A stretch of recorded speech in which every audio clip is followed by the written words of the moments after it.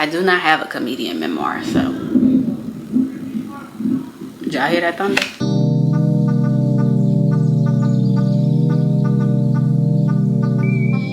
Hey y'all, it's Amber. Welcome back to my channel. Whether you're a first time visitor, returning viewer, subscriber, welcome. Happy to have you. Welcome to another video. In today's video, I'm going to be doing my August TBR. I'm going to be doing things a little bit differently. So not only do I have a birthday TBR because my birthday is August 5th, but I am also going to be using these reader roulette cards. Here's the box that I was able to get. It says a card deck to help you choose what to read next. I did get these cards from the New Romantics bookshop while I was in Orlando. So I'm going to shuffle these up and get started. If you haven't already subscribed, go ahead and do so. Make sure you turn on the notifications so that you can be aware every single time I make an upload, which is going to be on Mondays, Wednesdays, and Fridays. Should things change, I will let you know. We're going to be experimenting with 3 days a week in the month of August. If it's too much, we'll dial it down to 2 days a week and we'll just go from there. So shuffling up the deck. I do have a set of books next to me that I would like to read in the month of August. If they're applicable to the card, then obviously I will try to get these books. And if not, then I will just share the rest at the end of this video. So we shuffled these up a little bit. Gonna do a little bit. We're gonna pull 5 cards. This one, and this says pick the longest book on your TBR. Ooh, so we're gonna use this TBR that I have currently next to me. Let's see. I would imagine, just looking at page count, it would be A Court of Mist and Fury. Let's see, this has 626 pages. So looks like it's gonna be A Court of Mist and Fury for this particular prompt. That is prompt number 1. Let's give it a mix for prompt number 2. I'm gonna just draw from the top. You see first. Read the first book that is on your TBR list. Well, if I look at the stack of books next to me, the first book that is right on top is The Party by Natasha Preston. And this is about a group of students who decides to go to one of their family's private houses. It's a mansion that is in the center of controversy in a particular neighborhood. They sneak there and then things go wrong. I've started reading this before. I think I got through maybe like the first chapter or 2 and then I stopped because I wanted to prioritize reading another book. But I look forward to reading this, and the fact that it's called The Party, my birth month, that is why I picked this, and because it was on top, that is why it is applicable to this particular prompt. Prompt number 3, like I said, I don't know if I said actually, but we're going to be doing 5. We're going to pick 5 cards and then I'll share the rest of the books that I would like to read in the month of August. One from the top. Choose a comedian memoir. I do not have a comedian memoir, so. Did y'all hear that thunder? Let me see first. Choose a book by an indie author. Ooh. I'm gonna have to do some research for this one. All right, plot twist. So I had to go do some digging and research, and I came across this book. So Rachel Gillick is an indie author, and she just published The Night and the Moth. This was one of the books that came up frequently when I was looking for indie authors in 2025 and some of the more popular books that are trending by indie authors. So we're gonna be adding The Night and the Moth to the list. I am actually looking forward to reading this. I did not anticipate reading this in the month of August, but works for me. Let's get another card. Card number 4. It is raining outside, so if y'all hear that, that's what it is.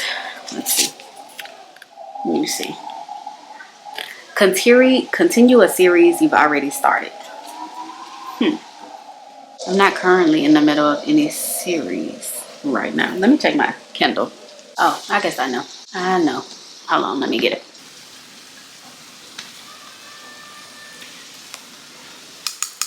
Strawberry the strawberry matcha Strato drink.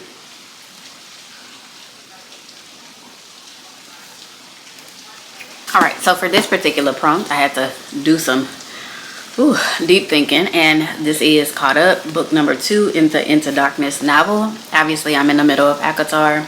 I'm not going to count that.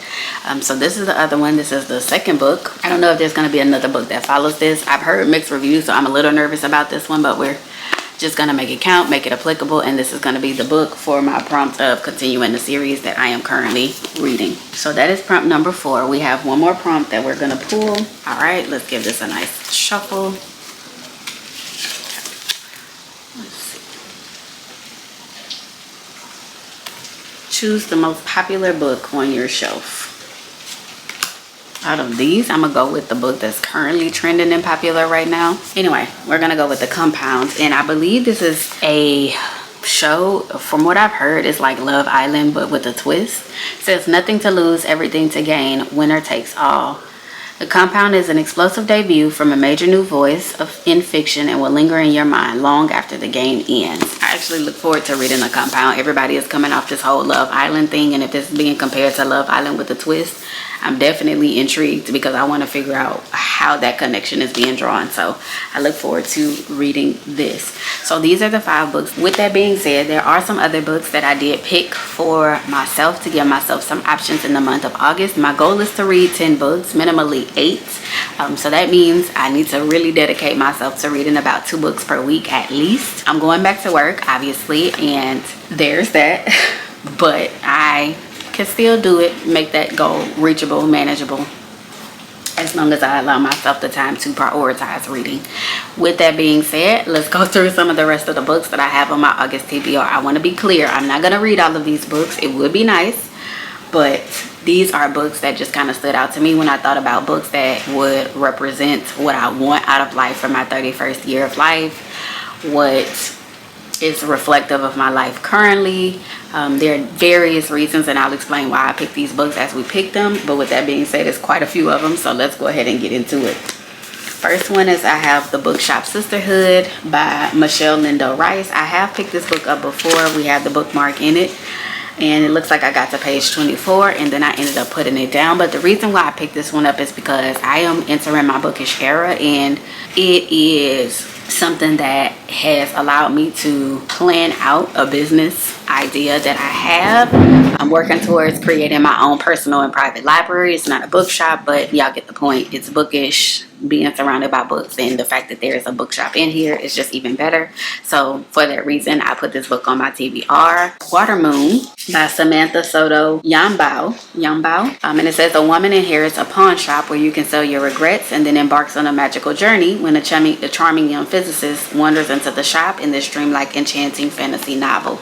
I am entering my fantasy era, and I'm also entering a period of reflection. I'm thinking about my life. I'm thinking about what I envision my life to be in the future, and just thinking about some of the past decisions that I've made. And Water Moon is a book that I have been wanting to read for months now, and I feel like now is the time, as I'm entering this new year of life and as I'm reflecting about life in general.